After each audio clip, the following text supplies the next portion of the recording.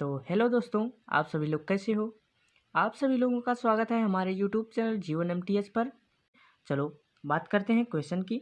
तो इसमें देखिए, पहला क्वेश्चन क्या है कि आयोडीन की कमी के कारण क्या होता है।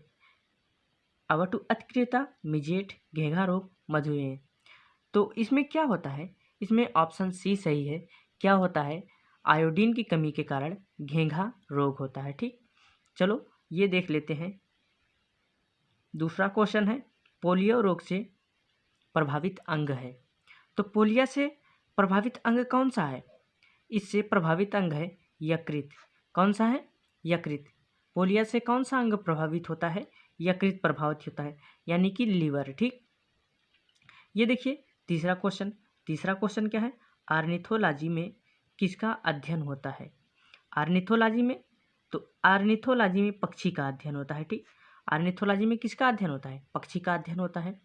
चलो अगला सवाल हम लोग देखते हैं। ये देखिए चौथा सवाल, विश्व पर्यावरण दिवस किस दिन मनाया जाता है। विश्व पर्यावरण दिवस किस दिन मनाया जाता है। तो 5 जून को विश्व पर्यावरण दिवस मनाया जाता है। ठीक, 5 जून को विश्व पर्यावरण दिवस मनाया जाता है। तो 5 जून को विश्व पर्यावरण दिवस मनाया जाता है और 7 अप्रैल को विश्व स्वास्थ्य दिवस मनाया जाता है। ठीक, चलिए अगला क्वेश्चन देखते हैं। ये देखिए, विश्व पर्यावरण दिवस किस वर्ष मनाया गया था, यानी कि जब पहली बार मनाया गया था तो कब मनाया गया था। तो ये जो है 1973 में मनाया गया था। विश्व पर्यावरण दिवस 1973 में मनाया गया था। ठीक, अगला क्वेश्चन देखिए अगला क्वेश्चन क्या है कि एक इमारत में ईंट जीवों में डाट डाट के समान है। तो यहाँ पे देखिए, जिस प्रकार से इमारत बनाने के लिए ईंट महत्वपूर्ण है, उसी प्रकार से जीवों में क्या महत्वपूर्ण है, तो कोशिका महत्वपूर्ण है। क्या महत्वपूर्ण है, कोशिका। ठीक, तो कोशिकाओं से ऊतक बनता है, ऊतक से अंग बनता है और अंगों से मिलकर पूरी बॉडी बनती है। ठीक, तो यहाँ पे कोशिका जो है सबसे छोटी इकाई हो जाएगी। ठीक, तो कोशिका यहाँ पे आंसर हो जाएगा। ठीक, अगला क्वेश्चन देखते हैं हम लोग। देखिए ये रहा क्वेश्चन। तो इसमें क्या है, अनुवांशिकी के जनक वैज्ञानिक हैं। तो अनुवांशिकी के जनक कौन है, ग्रेगर मेंडल है। ठीक, ग्रेगर मेंडल है। तो चलो हम लोग अगला क्वेश्चन देखते हैं। ये देखिए, ये रहा अगला क्वेश्चन जो कि फिजिक्स का है। निम्नलिखित में समय का मात्रक नहीं है। तो इसमें से बताइए कौन सा समय का मात्रक नहीं है। तो आप देखेंगे जो प्रकाश वर्ष होता है यह दूरी का मात्रक होता है। प्रकाश वर्ष दूरी का मात्रक होता है, यानी कि इसमें यही सही है। ठीक, और यहाँ पे देखिए दूसरा क्वेश्चन क्या है, बल की एसआई यूनिट क्या है। तो क्या हो जाएगा, बल की एसआई यूनिट क्या होती है, न्यूटन होता है। बल का न्यूटन होता है। ठीक, और केल्विन जो होता है वो ताप का होता है, दाब का मात्रक पास्कल होता है और विभवांतर का क्या होता है, वोल्ट होता है। ठीक, यहाँ पे अगला क्वेश्चन हम लोग देख लेते हैं। देखिए क्या कहा गया है, निम्नलिखित में सदिश राशि है। तो सदिश का मतलब क्या है, जिसमें दिशा की आवश्यकता पड़ती है, जिसमें परिमाण के साथ साथ दिशा की भी आवश्यकता पड़ती है। तो वो राशि है कौन सी, सदिश राशि है वेग। ठीक, और ये सब तीनों क्या है, अदिश राशियाँ हैं। ठीक, अगला क्वेश्चन हम लोग देखते हैं। देखिए इसमें क्या कहा गया है कि एम्पियर क्या नापने की इकाई है। तो एम्पियर क्या नापने की इकाई है, विद्युत धारा, यानी कि धारा नापने की इकाई है। ठीक, एम्पियर किसका मात्रक होता है, विद्युत धारा का। तो देखेंगे इसमें कहीं विद्युत धारा है, नहीं है, तो इसकी इंग्लिश दे दिया गया है। ठीक, देखिए यहाँ पे करंट जो है, करंट मीन्स होता है धारा, विद्युत धारा, तो इसका आंसर क्या हो जाएगा, करंट। ठीक, ये हो गया आंसर। चलो हम लोग अगला क्वेश्चन देखते हैं।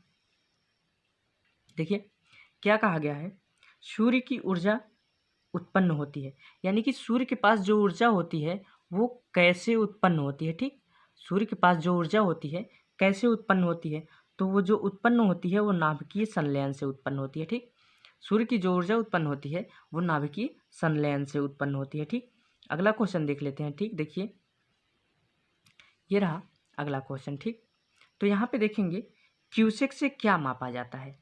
तो क्यूसेक से जो है जल का बहाव मापा जाता है। क्या मापा जाता है, क्यूसेक से जल का बहाव मापा जाता है। ठीक, ये रहा लास्ट सवाल फिजिक्स का। देखिए, प्रकाशीय फाइबर किस सिद्धांत पर कार्य करता है?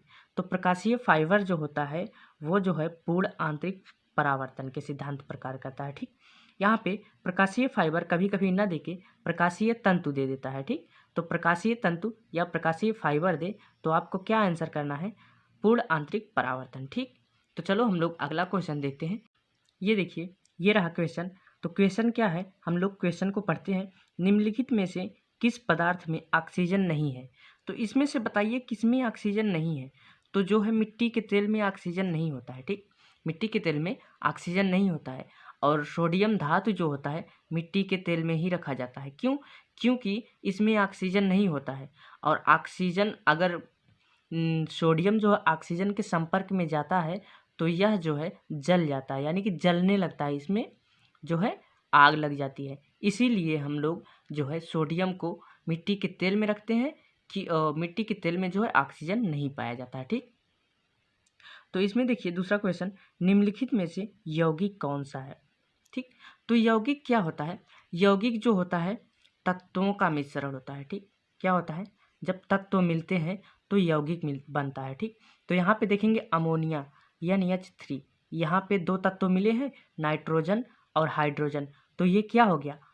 यही आंसर हो गया डी। ठीक, तो यहाँ पे क्या हो जाएगा?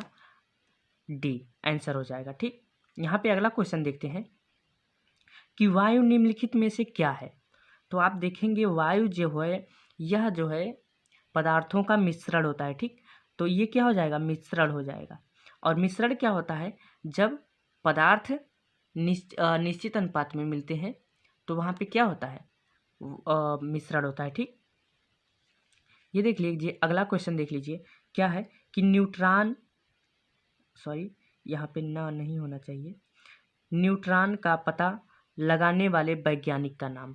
तो आप एक चीज़ ध्यान दीजिए, न्यूट्रॉन का पता लगाने वाले वैज्ञानिक का नाम, इसके लिए एक ट्रिक है, देख लीजिए, इसको हम बता दे रहे हैं यहाँ पे, ईटा पर नाच। ठीक, ईटा पर नाच। तो आप देख लीजिए, ई से बना इलेक्ट्रॉन, टा से टामसन, तो ई से बना इलेक्ट्रॉन, टा से टामसन, और पा से बना प्रोटॉन, रा से रदरफोर्ड। ठीक, तो यहाँ पे क्या हमें न्यूट्रॉन देखना है? ना से बना न्यूट्रॉन और चा से बना चैडविक। तो यहाँ पे क्या हो जाएगा? न्यूट्रॉन का चैडविक हो जाएगा। न्यूट्रॉन का पता लगाने वाले वैज्ञानिक का नाम क्या हो गया? चैडविक। ठीक, अगला देख लेते हैं। देखिए देखिए द्रव्यमान संख्या किसका योग है?